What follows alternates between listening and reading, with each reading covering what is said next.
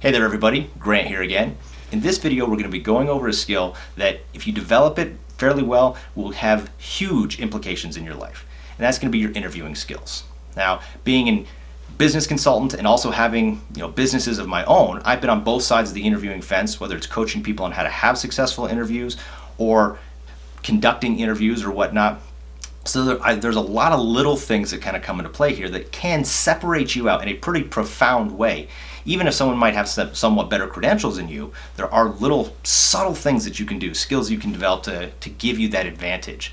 So we're going to dive into that. We're going to talk a little bit about kind of what to wear and the psychology of colors, how that can have an impact on your perception.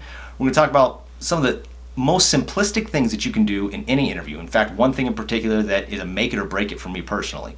And then we're also going to talk about what to do after the interview. Again, these little subtle shifts that can have a huge impact on you.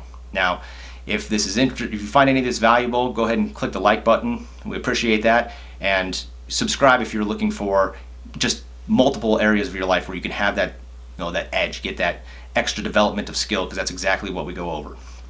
But let's dive into interviewing specifically. So first and foremost, let's talk about what to wear, and we're going to start with colors. Now, obviously every industry is a little different, and there are different, things to take in consideration. But as a collective whole, taking the job itself out and just looking at the psychology of it, most people, gentlemen in particular, we think, black suit, white shirt, red tie.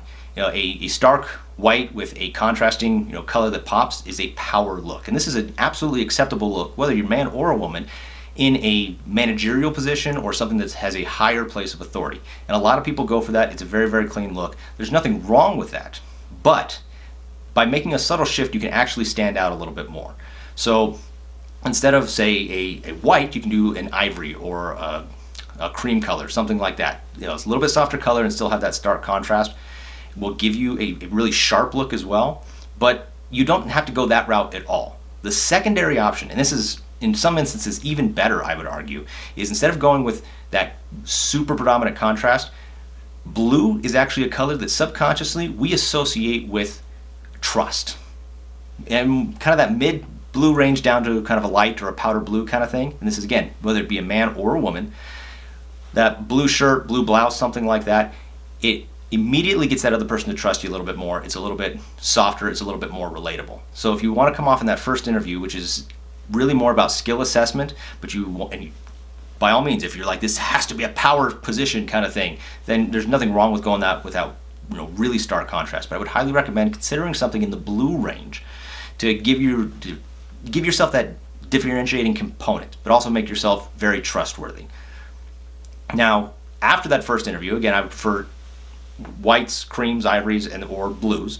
A second interview is more of a personality interview. That's really where they kind of get to know you a little bit more. So you can absolutely do something that's got a little bit more, some pattern to it, some fun colors. Don't go too crazy. I mean, even something like I'm wearing now, a purple with a pattern, this would be acceptable for a second or third interview. Don't be afraid to stand out a little bit more for that second interview, because that's really where your personality kind of comes into play. But that first interview, stick with those traditional colors. Second interview, this is your opportunity to do something, again, a little different. That first interview, there's nothing wrong with patterns for whatnot as well. That's totally acceptable as well. But as long as you stick with that bright color palette. And then the second interview, same with your third and fourth interview. After that first one, it's really acceptable to do more fun colors. Now, as far as just general dress and attire, my recommendation is look at the daily wear of the employees. And whatever that is, you're going to want to go one step above what the norm is. So if they're a jeans and a t-shirt kind of company, then wearing a nice blouse or a pair of slacks and a button-up kind of thing, totally acceptable. If they're a slack and a button-up, or slacks for women too, there's nothing wrong with going a step above, wearing a skirt or something like that. If you're a woman, as a man, go ahead and throw on a sport coat or even a tie. If they're more business casual, then going full suit, one step above it's important, because it shows that you're aware of their company culture and that you kind of fit in, but it also shows that you want to stand out, that you want to go above and beyond just a little bit too.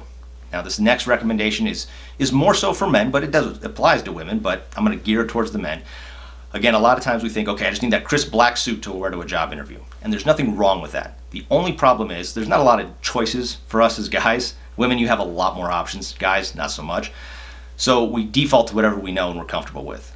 Now, if you've got a black suit and it fits you well, and that's what you've got, use it. But if you go something more in a gray family, like a darker charcoal gray or something in a navy tone, it's still business professional, but separates you out. You want to look very clean cut, but you also want to look just slightly different than the person before you and the person after you. So again, dark grays, navy blues, things like that, professional, but still slightly different, is going to be potentially beneficial to you so you don't blend into the crowd.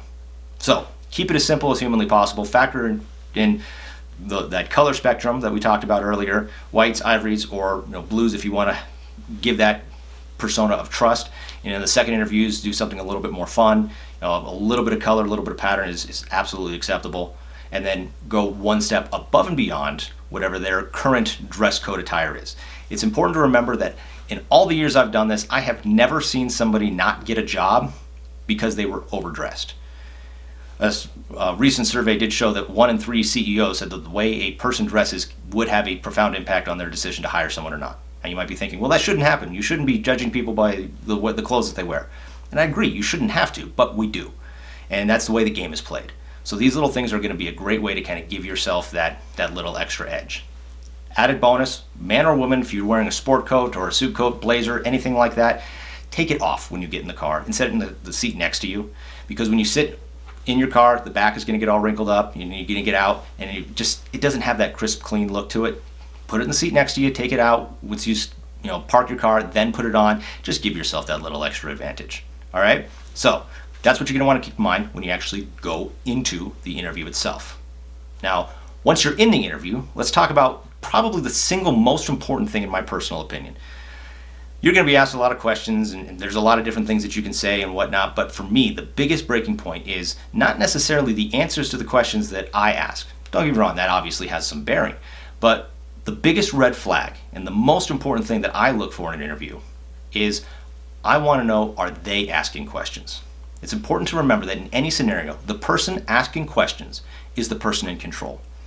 Any good interview process, at the very end, they'll give you an opportunity to ask questions. And to not take this opportunity is a huge, huge mistake. Please have a couple of questions lined up. Now you might be thinking, well, Grant, I don't have any questions. They answered everything. I feel good about that. Doesn't matter. You still need to have a few questions in the bag ready to ask, because it shows your level of engagement. It shows your level of interest in their company. Not to mention, by you asking the questions, you can actually, in a very subtle way, program them to want to hire you. See, if I've got 50 candidates and I'm interviewing all of them, I think all of these people want the job. I'm going to decide who I want to give the job to. But if you ask me a question, you say, hey, Grant, when you first started working here, what's one thing you wish you really would have known? That's one of my favorite questions to coach people to ask. Because if you ask that to me and I'm the interviewer, I immediately think, okay, now I'm going back and I'm thinking about my experience and I'm thinking this person is engaged in the business. And on a subconscious level, I start to believe to a degree that you already have the job. You're looking for answers to these questions because you already have it. Now, subconsciously, if I don't hire you, now I have something to lose. If I've got 50 candidates, I've got nothing to lose. I'm just going to hire somebody. But if I start to associate you as already having that job or already taking ownership of that position, by not hiring you, now I've got something to lose. I know this sounds a little hokey, but I'm telling you, it has a huge impact on the perception of the interviewer. So, hey, what's one thing that you wish you would have known when you guys started? Or what is your absolute favorite thing about working here? If you could change one aspect of your job, what would it be? Now, some of these basic questions that are designed to help you absolutely get the information you need to decide whether or not you want to work there. But in addition to that, now I know that you have an interest in this position. I know this is something that you want. I know this is something you're taking seriously. And that simple act of asking a question, it's going to put you in an entirely different area. Not to mention, if done correctly, you ask a couple of those key questions, now I'm trying to sell you on why you should work here. And guess what? Now, again, I'm even more committed into you being here because I already made that association to the umpteenth degree. So, once you've decided what to wear, now you've gone through and the interview process, you've asked questions. If you don't ask questions, you've missed a huge opportunity. Let's talk about what to do at the end of the interview. And that is follow up. Follow up, follow up, follow up. Now, people will ask, well, how long should I wait? How about when you get in your car after the interview? Whoever it is, you send them an email saying, hey, I appreciate the opportunity to interview. If you guys have any additional questions for me, here, please let me know. The whole idea is as soon as someone leaves the room, we immediately forget about that person. We start thinking about the next person. So you need to do something to help anchor yourself into the mind of the interviewer. And immediately sending that follow-up email, I've interviewed you, I liked you, I know there's a good connection there. You leave, and then I get a follow-up email that anchors you back in. From a psychological standpoint, this helps me to remember you amongst the sea of other individuals.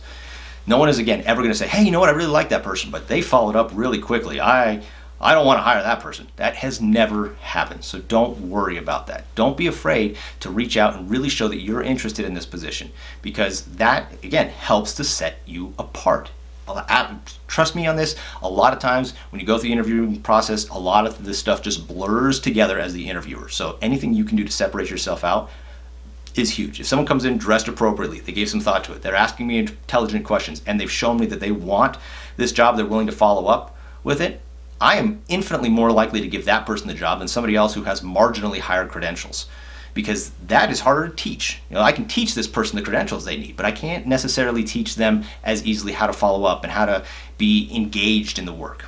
So those are some of the most important things to do. Those 3 things will dramatically change the whole aspect of interviewing. And yes, there are right ways and wrong ways to answer questions and what have you. But if you do these 3 things, I'm telling you right now, it's going to be more powerful than the way that you answer 95% of the questions that may be thrown at you.